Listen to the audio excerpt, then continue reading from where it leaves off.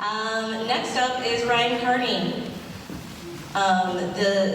The title is Life is a Book of Chapters, which goes really well with tonight's overarching theme. Ryan Carney is a lifelong resident of the Fox Valley community and active contributor to the local and Chicagoland music scene.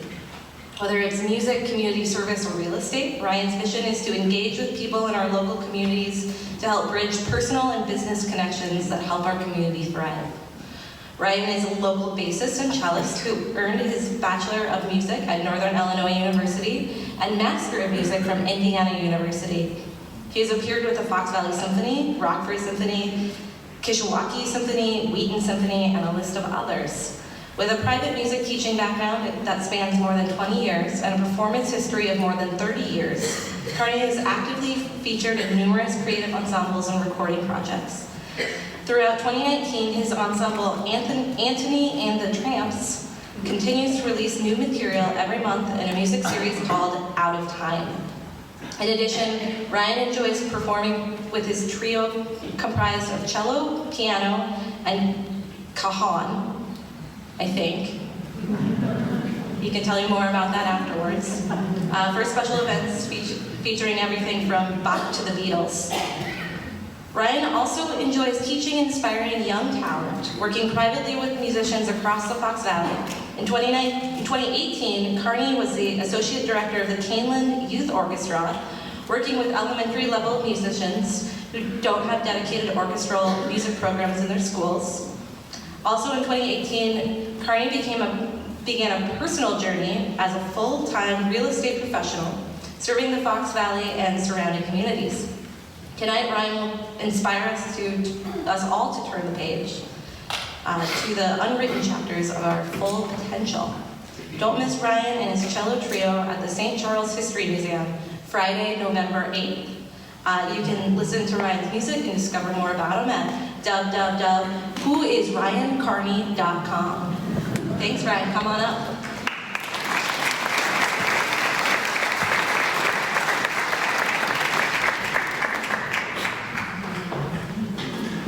Man, those really are long, aren't they? Sorry about that.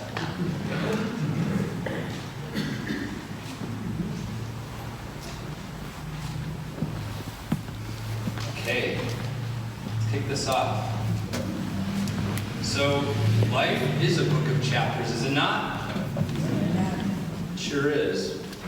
You know, we all are on our own journey, and within those journeys, each of our own journeys, there are moments in time where we make decisions to take advantage of opportunities or let them pass us by. So as we, turn the page, I couldn't help but think as I pondered about the subject that, we all have chapters in our lives: school, jobs, relationships. And I've just started a new journey a couple of years ago, and I think it's important to say that it's never good to fight for average. This is a picture of me. This is my portrait. I think you can agree that we all inside look the same. We all have the same features. Although our personalities are different, we all have the same general opportunities to excel. And so I thought it was funny because people ask me, how do you make money at music? What's your backup plan? Have you considered teaching? And to all of those, I said, I think you need to do what you love and love what you do. And I think that is the deathbed commandment. And so I have. We cannot rewrite the pages or the chapters in our books, but we can write those chapters that have not yet been written. Let us agree that the chapters of guilt or shame or incompetence or missed opportunities, they're written in our history and they have passed, but there are many pages yet to be written. So we take chances. We are bold. We are the extra and ordinary.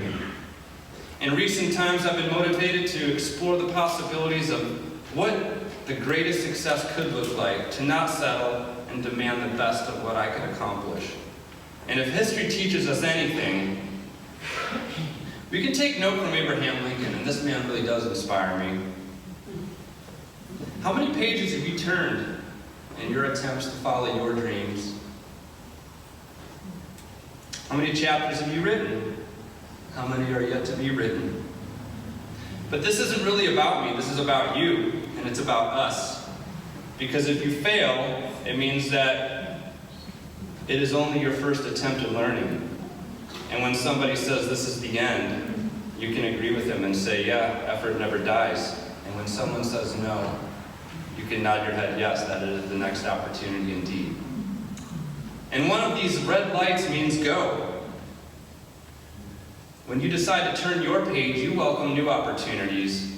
And each of us question, if I had the chance, if I really had the chance to do something great, would I actually do it?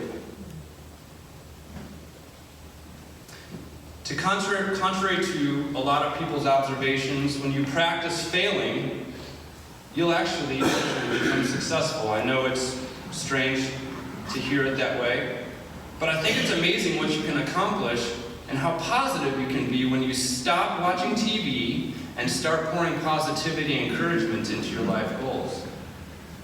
One morning I was getting ready to work and I saw this note on my desk.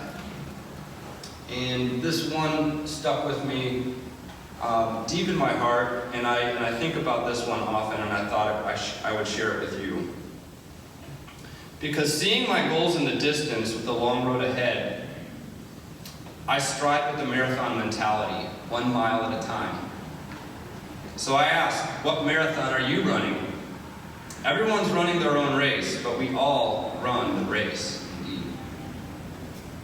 Eventually, I found that anything is possible, but only with encouragement and the right attitude. We have to aim high, and we have to give everything to accomplish our goals. I get asked all the time, why do you run? And why do you run so far? To that, I say, because I can.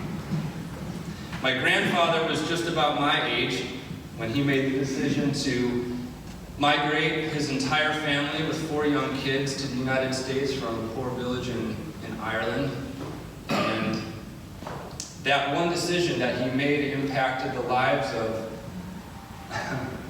my family and everybody who was thereafter, and will impact my family and generations to come. And the reason I tell that story is because with one decision, with one single question, you can change your life, you can change the lives of the people around you. As a real estate agent, I hear stories at the kitchen table all the time. Some of them are funny, some of them are heartbreaking, but it's the decision-making process that isn't always easy, and that we have to face our fears. And sometimes those fears are great.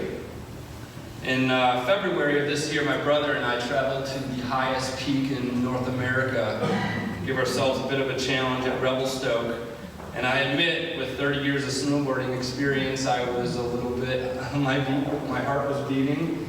And I'm a believer in taking your fears head on. We're all afraid of something, and I challenge you to face your fears. We cannot teach without learning. We cannot grow without getting uncomfortable, as I stand here before you. We have to have a breakthrough you have to have a breakdown in order to have a breakthrough. And if you change the way you look at things, the things around you will most certainly change.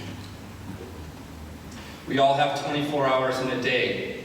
So whether you're celebrating a sunrise or a sunset, carpe diem, seize the day and help everybody that you can. Thank you so much for listening. I appreciate your time.